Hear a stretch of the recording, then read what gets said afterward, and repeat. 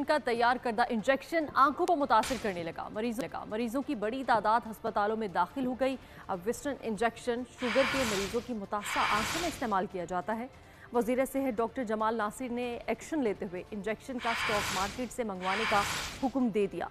मारूफ eye surgeon professor Asad Aslam ने भी महकमा सेहत को आगाह कर दिया। उन्होंने कहा कि इसके बजाय बेहतर इंजेक्शन की खरीदारी की जाए। लोगों आंखें कुछ उसमें गड़बड़ हुई है, इंजेक्शन एवेस्टिन के नाम से था, तो मैंने फौरन अपने ड्रग के जो डीजी हेल्थ हैं डॉक्टर सुहेल, उनसे बात की। जितनी भी हमारे ड्रग इंस्पेक्टर हैं उनको हमने रवाना कर दिया कि जिस जिस दुकान पे पड़ा हुआ है टीका इसको उठा लें या सील उस दुकान को फिलहाल जो भी जो समझते हैं बेहतर वो कर दें। आम पेशेंट नहीं लेता, ये बड़े सिलेक्टेड पेशेंट लेते हैं।